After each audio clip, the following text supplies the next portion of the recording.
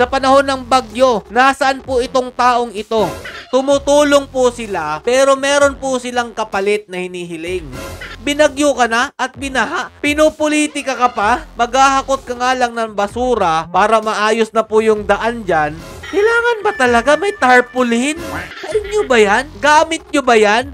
Pag-aari ba ng Ako Bicol Party List yan? Ganito ba yung bagong Pilipinas, bagong muka? Ito bang klaseng administrasyon ang pinagyayabang nyo? Kung ikukumpara ko po ba sa inyo si PBBM at saka si Tatay Duterte pagdating po sa gantong klaseng senaryo, sino po ang magaling na presidente para sa inyo? Underwater because they live in that big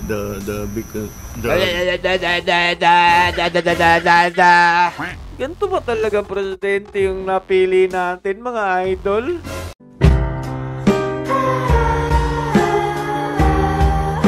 Yo, what's up mga Lods? Spaghetti Peps TV, welcome back po sa ating channel.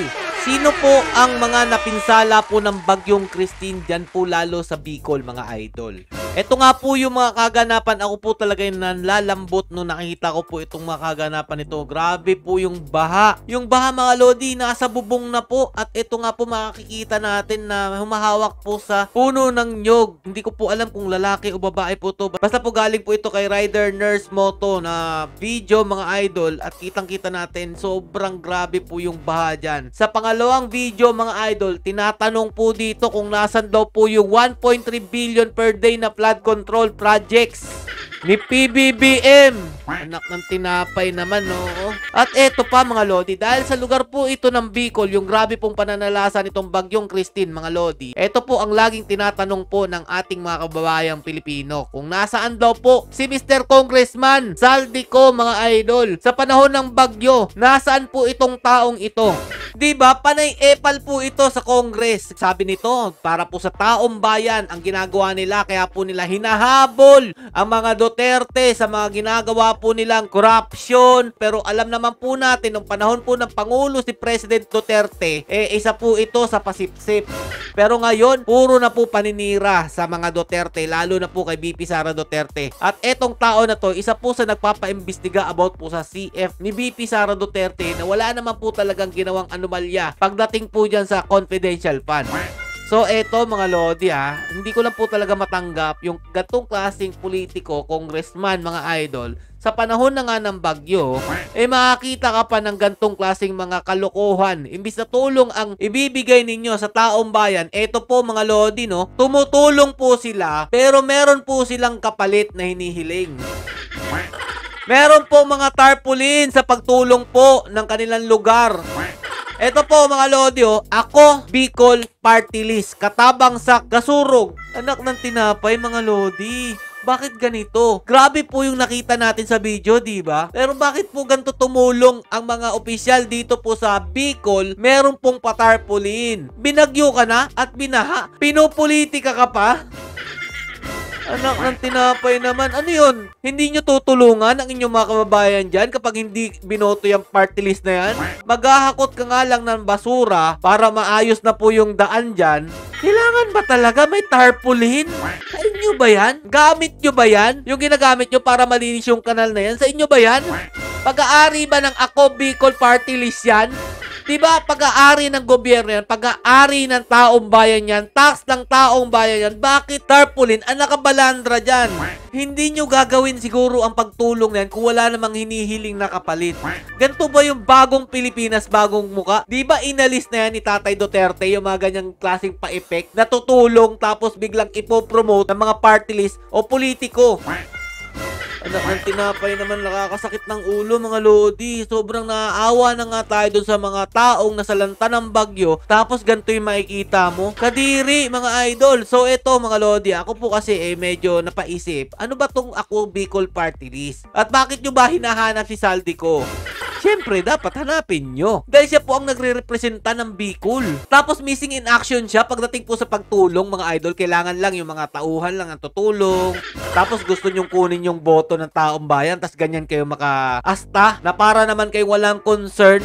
Hindi po kagaya ni Tatay Duterte nung panahon po niya. Pagkatapos po niyang pananalasa ng bagyo, nandyan na po siya, mga idol. At nagbibigay na po siya ng tulong. Kahit na presidente po siya, hindi po niya iniisip yun. Ang gusto niya, masiguro na meron talagang darating na tulong sa ating mga kababayang nasasalanta ng bagyo. So ito mga lodi napaisip po kasi ako dito bakit po nila binabalandra tong Ako Bicol Party List. Tara po, punta po tayo sa Google Chrome. So ito, dahil nga po hinahanap nyo si Saldico, tinype ko po dito Saldico. Tapos merong lumabas mga idol. Saldico lang po yung aking pinindot. Pero ito po Party Ako Bicol. Yan po yung nakita natin sa tarpaulin. Tapos pinindot ko po itong Ko Elizalde S. House of Representative. Ito po yung bumungad sa akin mga idol. 19 Congress House of Representative Saldico. Siya po pala ang nagre-representa nitong Ako Bicol mga idol.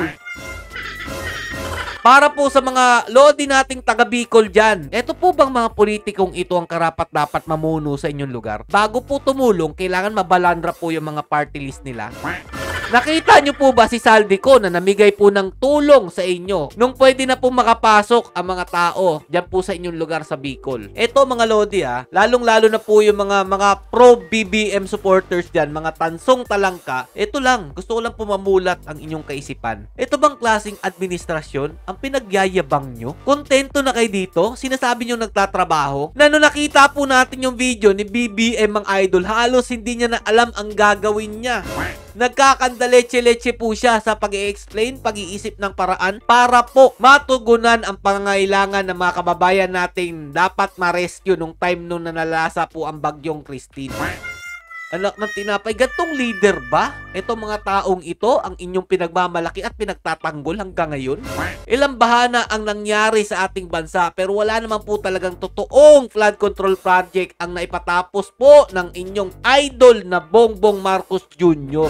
Binagyo ka na? Kinakampanya pa ang party list niya? Anak ng tinapay to si Saldico. Para po sa mga taga Bicol dyan or iba pong mga tao na umiidolo po dito po sa taong ito, please lang po, magising na po kayo sa katotohanan. Kung manalo man itong party list na to, siguradong mga lodi, hindi po gagawa ng maayos ito sa inyong lugar. Dahil hindi naman po sila kikilos kung wala po itong kapalit. Pera po ng taong bayan, kagamitan po ng gobyerno ang ginagamit nila, pero ito po ginagamit nila para po sa kanilang pangangampanya. Anak ng tinapay naman tong klaseng pamumuno nitong administrasyong Bongbong Marcos, mga idol. Nakakaklambot talaga.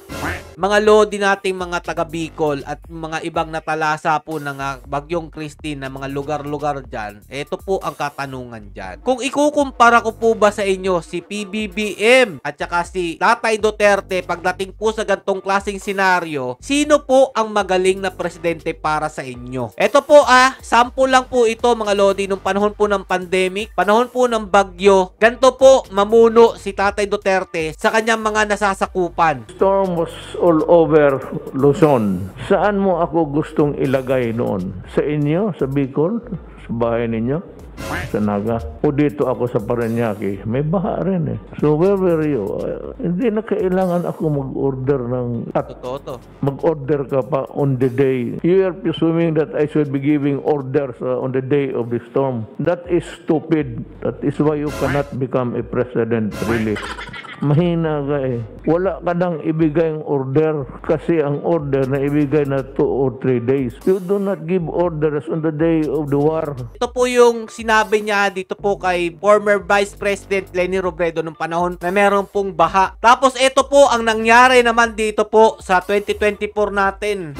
Bagyong Christine mga idol. Gantong leader po ang iniidolo nila. Pakinggan nyo po mabuti Tinanong po siya dito dahil humihingi po ng tulong si dating Vice President Leni Robredo dito po sa administrasyong ito. Ito po yung sagot niya mga idol. Sir, former Vice President Leni Robredo is asking for help, in particular yung mga rubber boats. How soon? Yeah, as soon as we can get in. As soon as makapasok kami. We will be doing that, and we are now beginning to marshal our assets, like for example rubber boats. Hanggang Mindanao kukunin na muna namin. Kukunin nyo yung dito sa amin. Okay. At dadalhin namin dito sa area na pangangailangan. We just got that report from Kamsur that half the province is underwater because they live in that bay, the big Anak ng tinapay naman ganito ba talaga presidente yung napili natin mga idol? the basin within Albay and Kamsur. Kaya yun ang talagang tinatamaan lagi ng baha. So as soon as we can, we will go in. As soon as we can. Kung kailangan, di naman mailipad ng helicopter yun. So kailangan truck ang magpapasok. Oo. Grabe naman talaga mga idol. Alam niyo yun, kawawa na nga yung mga nabahaan mga lodi. Mas lalo pang naging kawawa nung narinig po nilang yung gagawin po nito ni PBBM para po masolusyonan o matugunan po ang pangangailangan ng mga gusto pong magpa-rescue. Nakakalungkot po mga idol. Sobrang pagsisisi po talaga ang nangyari. Bakit po kasi ito tinandem So, yung BP Sara as soon as Duterte? Clear. Alam naman ng DPWH ang gagawin nila. At nakamonitor naman sila. Nandun naman ang mga tao nila, mga regional officers, para magsabi when they can come in. So, Magtrabaho daw kayo. Alam nyo naman yung gagawin nyo. Hanggang tinapay naman. Gawin nyo yung mga trabaho ninyo. Wala akong pakialam dyan. Tinapay naman. Ganito yung leader natin. so that's what we're waiting for now. So, we are at the mercy of the weather, as we always are. So we will just have to wait for the true effects of this typhoon, Christine. Wala tayong magagawa. Magantay po tayo kung kailan po huhupa ang bagyo. Bakit kasi ganun? Ilang araw ba bago dumating yung bagyo? Bakit hindi po ba napaghandaan yan? Kailangan pa bang sabihin na, oy, nalulunod na kami dito, lampas tao na po yung baha at dyan pa kayo aaksyon? Eto mga idol, hindi ko na po ipapakita dito. May nakita po akong video. Nakawawa po yung mga bata. Parang 4 na bata po yata yung hindi nakasurvive dun sa baha po mga idol. Kawawa po talaga. Tapos ganito po yung makikita po nilang leader mga idol. Kung ganito po, wala man lang po pagpupursige.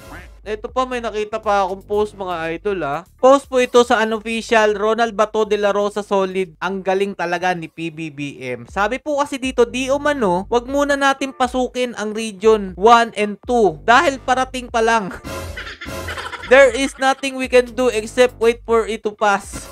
Kung titignan mo ang layo ng Bicol doon sa center of the storm, pero I've seen the news report, ang laki ng tubig. It is wide-ranging. Whatever we do, we will just follow our regular procedure. We take the power when it's not safe to keep the cables energized.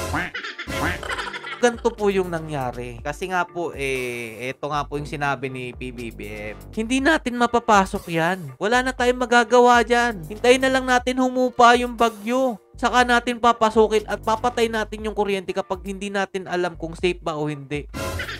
Gawin nyo yung mga trabaho nyo na naaayon lang sa procedure.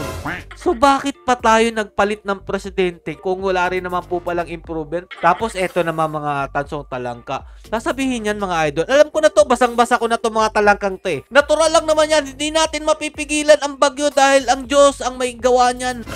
Nag-iisip pa talaga to mga tansong talangkang to? Yes, hindi natin kayang pigilan yan. Pero maaagapan natin yan mga lodi natin, yung mga hindi nag-iisip. Kung maaga pa lang, pinalikas na nila at naglagay na po sila ng mga gamitan dyan sa lugar na iyan, hindi mo naman dapat antayin pa dumating yung bagyo at saka kukunin yung mga kagamitan na kulang naman pala kayo.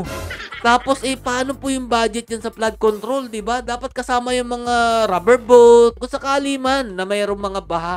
Di ba? Anak ng tinapay itong presidenteng to, nakakapanglambot mga idol. Sobra po talaga ako ng lalambot. So hanggang dito na lang po muna. Paalala ko lang po sa inyo mga idol yung mga boboto po sa party list, wag nyo na po ipapasok tong Ako Bicol. Kasi ganto lang po yung gagawin yan kung manalo po yung party list na yan. Lalo pong nakakaawa ang ating bansa. Hanggang dito lang po muna mga lodi. Para sa akin, the best pa rin po si Tatay Duterte na presidente ng ating bansa pag gantong merong kalamidad dito po sa Pilipinas. Stay safe mga lods and God bless you all. Duterte pa rin.